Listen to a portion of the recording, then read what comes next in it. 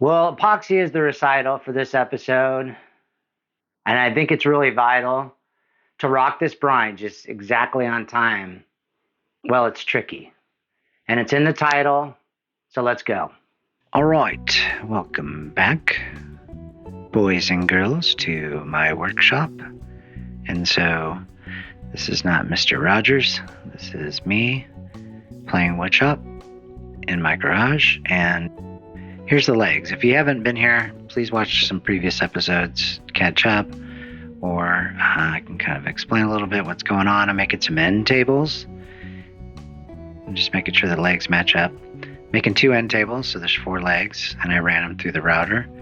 The tape on there basically was to help me complete that task. And on account of I am not perfect, I have to go back and kind of fix some of the errors of my ways. And so, as I always do, I clean up a little bit there, and this tape was to help not exasperate some of the issues. I used a hand router first, and then I used the table router. When I was using the hand router, it got away from me. And this is what happened on account of I'm not perfect. And so the idea here is we're going to get some epoxy going. And it's kind of tricky. I've had mixed results with epoxy. It's very finicky to temperature, to your environment, making sure you mix it, proportions, and it's really sensitive to me. So I've had mixed results with epoxy. So here's some of the errors, getting some daylight, and that really got away from me. So the tape kind of helped. Like I said, I made 2 passes with the router. So this is so the second pass is better. Some little areas worked better than others. And so there you go, a little close look. That didn't work so well. But I can't leave it like that now, can I? So the idea is I'm going to fill these little blemishes with some epoxy. And so before I get started on putting some epoxy, I got to kind of dam up these areas. And this is basically a technique that I have patented and is going international at this point. And so, but I'm giving it away for free today. So anybody who pushes a like or subscribe can use this technique with no legal consequences. And so I'm going to put up some of this Tyvek. This works pretty good because it's basically it's plastic, so it's not going to stick to the epoxy. And even the glued side works just fine. So I just dam this up like you see here. And it's beautiful. There you go. Make sure it sticks so it doesn't leak out. I did have a little leaking later, you'll see, but nothing big. I just fold this over so it doesn't stick to the top. I can get it up. And then I'm going to use the hot glue gun, which just blows me away. It's pretty fun to use, and I'll just dam it up. Now, I put at the beginning of the video, this may be boring. I don't want to encourage people to click away. You should just stick around because, well, you should just stick around. I wish I had a sales point there, but it's good to see how this is done. Epoxy is quite amazing stuff, really. And so what I do here is I got the outsides covered, and then I'm gonna box it in, so to speak, and this just seems to work pretty well because it will just come off later, right? That's the idea. Okay, at this point, my gun ran out of bullets, as you can see there. Pushy, no pushy. So luckily I had some of these in a drawer, in my well-organized wood shop and put that in there. Now, I don't know what it is about gelatinous things. I always want to chew on them. Am I 2 years old? I don't know. Maybe. Ask my wife. I can talk, so I'm clearly older than that. But within minutes, this stuff is dried. And as I look at these legs, I got quite a few of these little spots, unfortunately. One is not necessarily just a natural occurrence. When you're going along the grain here, it will chip out sometimes if it's not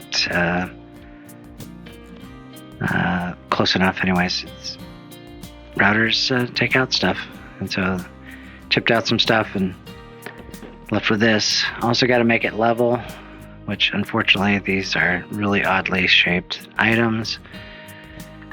To be honest with you, epoxy tables would be easy because you just pour a bunch of it. This is a little more intricate. So make sure my surface is level. I'm going to have to do several pours. And unfortunately, I got to wait for it to cure, because I got some on the top and then some on the bottom and some on this. No, none on the sides. I don't have any on the sides, but so I'm trying to get these set up so that I could do it as effectively and efficiently as possible. There we go. It's level. See? That way it's not going to roll off.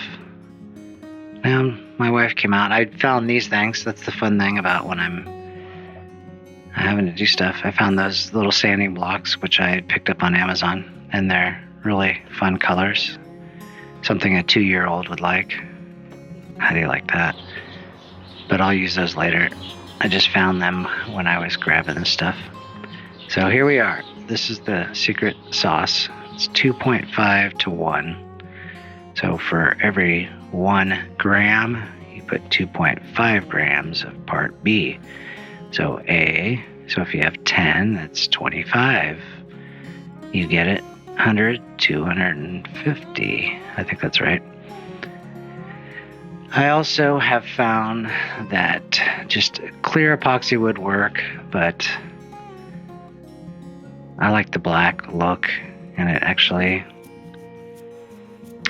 shows that it's custom furniture. So for some reason my camera turned off and I didn't get the pouring portion of this. I think really the key to epoxy is to mix it. Each brand's different. This particular brand, like I've said before, is I picked it up at Woodcraft. And it was like $60. It wasn't exactly cheap. There's not a ton of it, but I don't need a lot of it. But I think the key to epoxy is really making sure you scrape and mix the bottom and mix it really well. So with surgical precision, just filling these up. And this can be sanded or routed or worked with just like you would wood. It's tricky. So the other day I met this little girlie. Her hair was kind of curly. I went to her house to bust her out, and I had to leave really early. These girls are really sleazy. All they just say is please me or spend some time and rock a rhyme. I said, it's not easy. And then Seth showed up. And here's Seth, a friend of mine.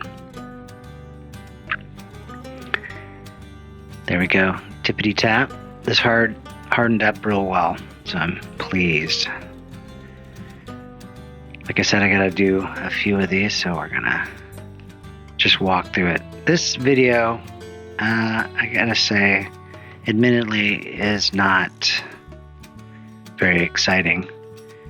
I'm doing episodes as I go through this process. Please subscribe so you can follow the process. Some episodes are a little more exciting and interesting. And admittedly, this one's kind of boring in a way. But, I like to consider myself not boring. Like this. This is not boring. Did you think you would see this today? It's like a sculpture. So now we're on to pour number 2. Just tips and tricks. I usually like to use a scale rather than volume. Not to mention I don't have anything to measure volume. But my batteries are dead. And these are clearly, I could tell just from looking at them, they're 2032s. Oh, look, 2032s. And I was lucky to have some of these. Our day and age is really convenient with Amazon. But now I have like a case of 2032 batteries. And we'll never have to get batteries again. Because I just ordered them from Amazon, and it's just easier to get 12 or 24 or whatever I got. So bingo, we're off to the races again. But the scale, if you don't know, I'll just walk through it. Zero out the scale, meaning put the glass on there and then click it to 0. It's easier to do grams than ounces because grams are more specific or granule. Then put the part A in. So if I put 10 in, like I said, then I zero out again. That means I'll be putting 25 of part B in. And so on and so forth. So zero it out. You mix it. The instructions actually say that it will be foggy at first.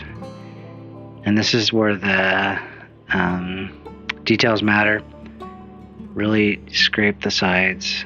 This is a small amount of epoxy. You probably can get away with it with larger amounts, but you really want to mix this for 2 to 3 minutes, I'd say, and then put the dye in and mix it for another 2 or 3 minutes.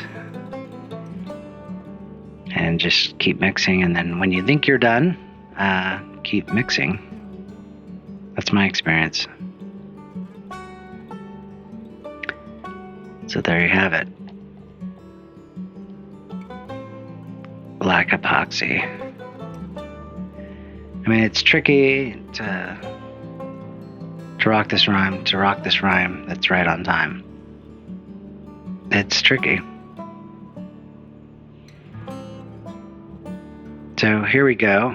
I feel like I'm a wood surgeon. Now, actually, this isn't going to matter as much because these are the top of the legs and these are going to go onto the table. And again, subscribe because I'm going to probably start assembling these in the next episode here shortly. But this process takes at least 24 hours.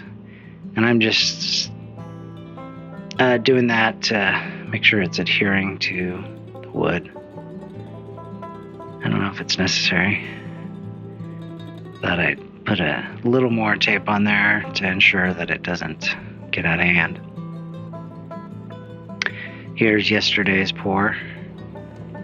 I wanted to see how it's hardening up, and it was hard to get out of here, but with the right tools. There you go. And it's still pliable after 24 hours. It's not tacky, so to speak, but this particular epoxy, all epoxy is different. When you're purchasing epoxy, make sure that you know what your specifics are. Some epoxies are faster curing. Some epoxies can do deeper pours, some thicker. I guess that's the same word, but got a little piece out of there. I think I put it in my mouth. Anyways, don't do that, boys and girls. Okay, now we're on the final pour. Here is a little bird's eye view of what it looks like. I'm going to try to speed this up. A little bit of this, a little bit of that. You know, in New York, the people talk, and try to make me rhyme. Okay, I'm done with this. Now, if you can guess what this is, please comment on what song I've been referencing through this video. So that's the real trick here. Hopefully you got an understanding of epoxy and how to use it for repairs, but this stuff is messy. So there we go. Part A is, what do I want to say? It's very liquidy, almost like water. Part B is more like molasses or corn syrup texture. It's a lot easier to pour. Part B, because you can just slowly pull out. That didn't sound right. I might delete that. But here we go. Mixing, mixing, mixing, mixing. It's tricky to rock around it, rock around it. It's right on time. It's tricky. Boom, boom. There it is. It's still kind of foggy. Keep mixing. Put a little dye in there.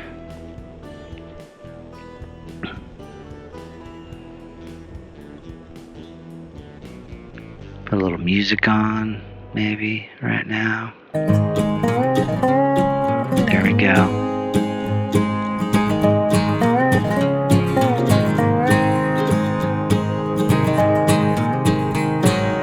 It's good enough to drink, right? Don't drink it. I feel like I gotta, tell you guys not to do stupid things that you should know already. Don't drink epoxy. There we go. It is fun to work with. I largely wanted to do this video just because to show you the process does take time. I mean, this is truncated